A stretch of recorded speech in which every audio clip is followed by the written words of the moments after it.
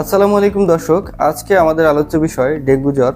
সাধারণত আমাদের দেশে জুলাই থেকে ডিসেম্বর এই সময়টাতে সবচেয়ে বেশি দেখা যায়। ডেঙ্গু জ্বর সম্পর্কে ছোট ছোট তথ্য আমাদের জেনে নেওয়া দরকার। যদি আমরা এই ছোট ছোট তথ্য জানতে পারি এবং আমাদের আশেপাশে মানুষদের জানাতে পারি, তাহলে আপনি, আমি এবং আমাদের আশেপাশের মানুষ বড় ধরনের ক্ষতি থেকে বেঁচে যেতে পারে। দর্শক, ডেঙ্গু জ্বর হচ্ছে একটি ভাইরাসজনিত জ্বর।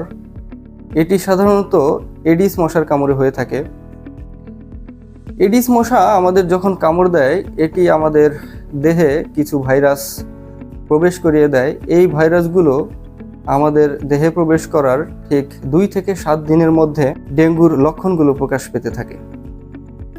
ডেঙ্গুর প্রধান লক্ষণগুলোর মধ্যে প্রচণ্ড জ্বর, যেটি একটানা থাকে, অর্থাৎ থেমে থেমে আসে না, একটানা জ্বর, প্রচণ্ড মাথা ব্যথা, চোখের পিছনে ব্যথা, শরীরের বিভিন্ন জয়েন্ট এবং মাংসপেশিতে ব্যথা, শরীরের বিভিন্ন জায়গায় লাল ছোপ ছোপ দাগ দেখা দিতে পারে, পেটে ব্যথা হতে পারে, বমি বমি ভাব বা বমি হতে পারে।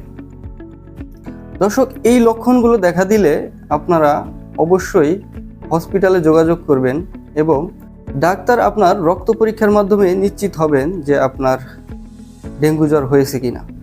যদি আপনি ডেঙ্গু জ্বর পজিটিভ, অর্থাৎ যদি আপনার ডেঙ্গু জ্বর হয়ে থাকে, তাহলে সাথে সাথে হসপিটালে ভর্তি হয়ে যাবেন এবং কিছু বিষয় মাথায় রাখবেন। যেমন, প্রচুর পরিমাণে তরল খাবার খেতে হবে, যেমন ডাবের পানি, ফলের রস, খাবার স্যালাইন অথবা যে কোনো তরল খাবার। অনেকের প্রশ্ন থাকে যে ডেঙ্গু জ্বর হলে শুধুমাত্র আমরা ডাবের পানি খাবো না। আসলে ডেঙ্গু জ্বরে শুধুমাত্র ডাবের পানি আবশ্যক নয়, যে কোনো তরল খাবার ডেঙ্গু রোগের জন্য অত্যন্ত গুরুত্বপূর্ণ।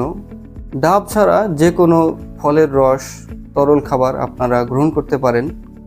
এখন প্রশ্ন হচ্ছে, ডেঙ্গু জ্বরে আসলে আমাদের এই তরল খাবার খেতে হয় কেন? আমাদের শরীরে যে পানি থাকে, এটি সাধারণত আমরা 2 ভাগে ভাগ করে থাকি। একটি অংশ থাকে আমাদের রক্তনালিকার মধ্যে এবং আরেকটি অংশ থাকে রক্তনালিকার বাইরে। যখন আমরা ডেঙ্গুতে আক্রান্ত হই, তখন আমাদের এই রক্তনালিকার পানিগুলো বিভিন্ন কারণে রক্তনালিকা থেকে বাইরে বেরিয়ে পড়ে এবং বিভিন্ন জায়গায় জমা হতে শুরু করে। যেমন, ফুসফুসের আবরণের মধ্যে জমা হতে পারে, হার্টের আবরণের মধ্যে জমা হতে পারে, অথবা আমাদের পেটের পেরিটোনিয়ামেও এই ফ্লুইড জমা হতে পারে।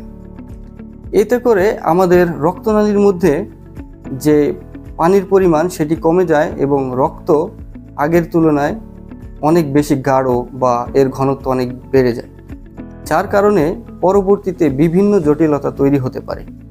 সেই জন্য আসলে আমরা এই ডেঙ্গু জ্বরে আক্রান্ত রোগীদের পর্যাপ্ত পরিমাণে তরল খাবার খেতে বলি। তো আপনারা এই বিষয়গুলো মাথায় রাখবেন এবং পরিশেষে আমরা একটা বিষয় আলোচনা করব যে কিভাবে আমরা এই ডেঙ্গু রোগ নিধন করতে পারি।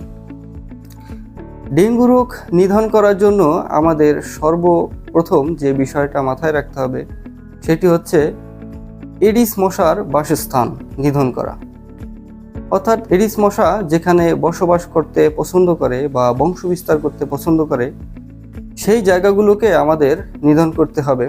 যেমন, বাসাবাড়ির আশেপাশে ঝোপঝাড় থাকলে সেগুলো আমরা পরিষ্কার করব। প্রয়োজনে মশানাশক, কীটনাশক এগুলো ব্যবহার করা যেতে পারে। বাসাবাড়ির আশেপাশে জমে থাকা পানি নিষ্কাশনের ব্যবস্থা করতে হবে। ডাবের খোসা বা ফুলের টবে জমে থাকা পানি নিয়মিত নিষ্কাশনের ব্যবস্থা করতে হবে। দিনের বেলায় ঘুমানোর সময় মশারি টানিয়ে ঘুমাতে হবে, কারণ এডিস মশা সাধারণত দিনের বেলায় বেশি কামড়ায়। তো প্রিয় দর্শক, এই বিষয়গুলো যদি আপনারা মাথায় রাখেন এবং এই ছোট্ট ছোট্ট বিষয় আপনারা আপনাদের আশেপাশে মানুষদের মধ্যে ছড়িয়ে দিতে পারেন, তাহলে এই ডেঙ্গু জ্বরের প্রকোপ থেকে আমরা রক্ষা পেতে পারি এবং বিভিন্ন জটিলতা থেকে আমাদের প্রিয়জনদের রক্ষা করতে পারি। প্রিয় দর্শক, আজকে এ পর্যন্তই। আবার দেখা হবে অন্য কোনো ভিডিওতে অন্য কোনো বিষয় নিয়ে। সে পর্যন্ত সবাই ভালো থাকবেন। আল্লাহ হাফেজ।